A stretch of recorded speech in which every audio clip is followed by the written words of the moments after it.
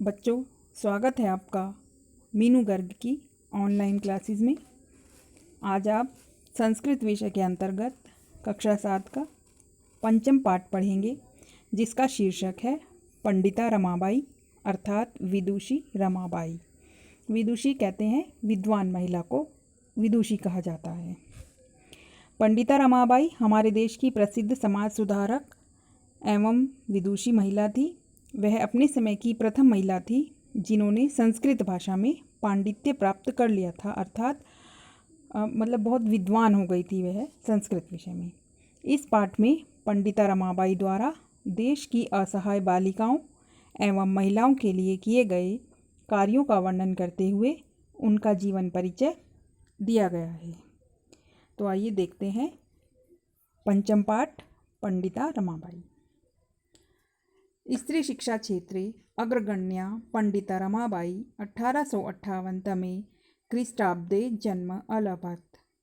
स्त्री शिक्षा के क्षेत्र में अग्रणी पंडिता रमाबाई का जन्म 1858 ईस्वी में हुआ था। तस्य पिता अनंत शास्त्री डोंगरे, माता च लक्ष्मीबाई आस्ताम। उनके पिता अनंत शास्त्री डोंगरे थे और माता लक्ष्मीबाई थी। तस्मिन् काले स्त्री शिक्षायाः स्थिति चिंतनीया आसीत्। उस समय में स्त्री शिक्षा की स्थिति बहुत सोचनीय थी। चिंतनीय अर्थात सोचनीय थी। स्त्रीणां कृते संस्कृत शिक्षणं प्राय प्रचलितं नासीत्। स्त्रियों के लिए संस्कृत की शिक्षा प्राय उस समय प्रचलित नहीं थी, यानी कि उस समय स्त्रियों को संस्कृत की शिक्षा नहीं दी जाती थी। किंतु डोंगरे रूढ़िबद्धां धारणां परित्यज्य स्वपत्नी संस्कृत अध्यापयत। किंतु डोंगरे ने, उनके पिता थे जो, किंतु डोंगरे ने रूढ़िबद्ध धारणाओं को त्याग कर, यानी कि जो पुरानी जो रूढ़िवादी धारणाएं चली आ रही थी उनको छोड़कर अपनी पत्नी को संस्कृत पढ़ाया। एतदर्थं सः समाजस्य प्रताड़नम् अपि असहत। इसीलिए उन्होंने समाज की प्रताड़ना को भी सहा। प्रताड़ना को सहा यानी कि जो समाज उनको ताने देता था उसको भी उन्होंने सहन किया। अनंतरम रमा अपि स्वमातुः संस्कृत शिक्षां प्राप्तवती। इसके बाद रमाबाई ने अपनी माता से संस्कृत की शिक्षा प्राप्त की। आगे देखते हैं बच्चों। कालक्रमेण रमायाः पिता विपन्नः संजातः। समय के चक्र के साथ रमा के पिता विपन्नः संजातः अर्थात निर्धन हो गए। विपन्नः अर्थात निर्धन, गरीब हो गए। तस्य पितरौ ज्येष्ठा भगिनी च दुर्भिक्ष पीड़िता दिवंगतः। तस्य उनके पितरौ माता पिता और ज्येष्ठा भगिनी अर्थात बड़ी बहन, उनके माता पिता और बड़ी बहन दुर्भिक्ष पीड़िता अकाल से पीड़ित होकर दिवंगत हो गए अर्थात स्वर्ग को प्राप्त हो गए। उनके माता पिता और बड़ी बहन अकाल से पीड़ित होकर मृत्यु को प्राप्त हुए। तदनंतरम रमा स्वज्येष्ठ भ्राता सह पदभ्याम समग्रम भारतम अभ्रमत। उसके बाद रमा अपने बड़े भाई के साथ पैदल ही पूरे भारत में घूमी। भ्रमण क्रमे सा कोलकातां प्राप्ता। घूमते हुए वह कोलकाता पहुंची। संस्कृत वैदुष्येण सा तत्र पंडिता सरस्वती चेति उपाधिभ्याम विभूषिता। संस्कृत की विद्वता के कारण उनको वहाँ पंडिता और सरस्वती दो उपाधियाँ दी गई, अर्थात उपाधियों से विभूषित किया गया। तत्रैव सा ब्रह्म समाजेन प्रभाविता वेदाध्ययनम अकरोत्। वहीं पर उन्होंने ब्रह्म समाज से प्रभावित होकर वेदों का अध्ययन किया। पश्चात सा स्त्रीणां कृते वेदादीनां शास्त्राणां शिक्षाई आंदोलनम प्रारब्धवती। इसके पश्चात उन्होंने स्त्रियों के लिए वेद आदि शास्त्रों और शिक्षा के लिए आंदोलन प्रारंभ किया। अर्थात वो चाहती थी कि स्त्रियां भी वेदों का और संस्कृत आदि शिक्षा प्राप्त करें। आगे देखते हैं। 1880 तमे ख्रीष्टाब्दे सा विपिन बिहारी दासेन स बांकीपुर न्यायालय विवाहम अकरोत्। 1880 ईस्वी में उन्होंने विपिन बिहारी दास के साथ बांकीपुर न्यायालय में विवाह कर लिया। साधैक वर्षात् अनंतरम तस्या पति दिवंगतः। साधैक वर्षात् 1.5 वर्ष के बाद उनके पति भी मृत्यु को प्राप्त हो गए। तदनंतरम सा पुत्र्या मनोरमया सह जन्मभूमि महाराष्ट्रम प्रत्यागच्छत्। उसके बाद वह पुत्री मनोरमा के साथ अपनी जन्मभूमि महाराष्ट्र लौट आई।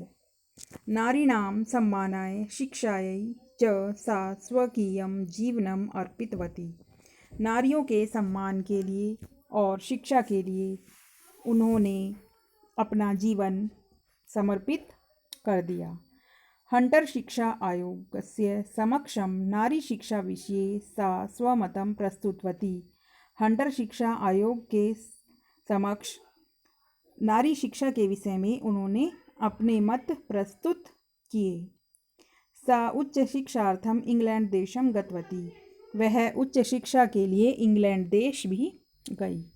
तत्र ईसाई धर्मस्य स्त्री विषयकै उत्तम विचारै प्रभाविता जाता।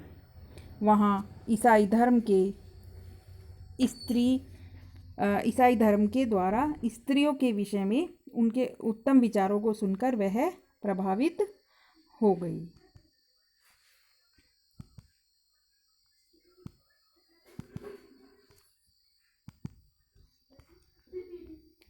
इंग्लैंड देशात् रमाबाई अमेरिका देशम अगच्छत्।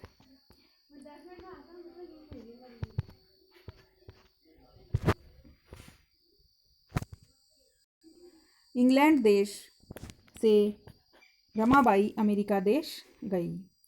तत्र सा भारतस्य विधवा स्त्रीणां सहायतार्थम अर्थसंचयम् अकरोत्। वहाँ उन्होंने भारत के विधवा स्त्रियों के सहायता के लिए धन इकट्ठा किया। अर्थसंचयम अर्थात धन इकट्ठा किया। वहाँ उन्होंने भारत की विधवा स्त्रियों की सहायता के लिए धन इकट्ठा किया। भारतं प्रत्यागत मुंबई नगरे सा शारदा सदनम अस्थापयत्। भारत लौटकर मुंबई नगर में उन्होंने शारदा सदन नामक सदन स्थापित किया। अस्मिन् आश्रमे निसहाया स्त्रियः निवसन्ति स्म। इस आश्रम में निसहाय अर्थात बेसहारा स्त्रियां रहती थी। तत्र स्त्रियः मुद्रण टंकण काष्ठकलादीन च प्रशिक्षणम अपि लभन्ते स्म। वहाँ स्त्रियां मुद्रण अर्थात छपाई, टंकण अर्थात टाइपिंग, काष्ठकला अर्थात लकड़ी पर कला आदि उकेरना, प्रशिक्षणम अपि लभन्ते स्म प्रशिक्षण भी प्राप्त करती थी। वहाँ स्त्रियां छपाई, टाइपिंग और लकड़ी पर कला आदि प्रशिक्षण प्राप्त करती थी। परम इदम सदनम पुणे नगरे स्थानांतरितम जातम। परंतु यह सदन पुणे नगर में स्थान इसका परिवर्तित हो गया। ततः पुणे नगरस्य समीपे केडगांव स्थाने मुक्ति मिशन नाम संस्थानम तया स्थापितम। वहाँ पुणे नगर के समीप केडगांव स्थान पर मुक्ति मिशन नामक संस्था स्थापित की गई। अत्र अधुना अपि निराश्रिता स्त्रियः ससम्मानं जीवनं यापयन्ति। आज भी यहाँ बेसहारा स्त्रियां सम्मान के साथ जीवन यापन करती हैं। 1922 तमे ख्रीष्टाब्दे रमाबाई महोदयाः निधनम अभवत्। 1922 ईस्वी में रमाबाई महोदया का निधन हो गया अर्थात मृत्यु को प्राप्त हो गई। सा देश विदेशानाम अनेकासु भाषासु निपुणा आसीत्। वह देश विदेशों की अनेक भाषाओं में निपुण थी। यानी कि उनको देश विदेशों की अनेक भाषाएं आती थी। समाजसेवायाः अतिरिक्तं लेखनक्षेत्रे अपि तस्य महत्वपूर्णम् अवदानम् अस्ति। सेवा के अतिरिक्त लेखन के क्षेत्र में भी उनका महत्वपूर्ण योगदान है। स्त्रीधर्मनीति हाई कास्ट हिंदू विमेन इति तस्य प्रसिद्धरचनाद्वयं वर्तते। स्त्रीधर्मनीति और हाई कास्ट हिंदू विमेन, यह उनकी 2 प्रसिद्ध रचनाएं थी। बच्चों, आपको इस पाठ का भावार्थ समझ में आ गया होगा। अगर आपको वीडियो अच्छी लगे तो इसको लाइक और कमेंट ज़रूर करें। धन्यवाद।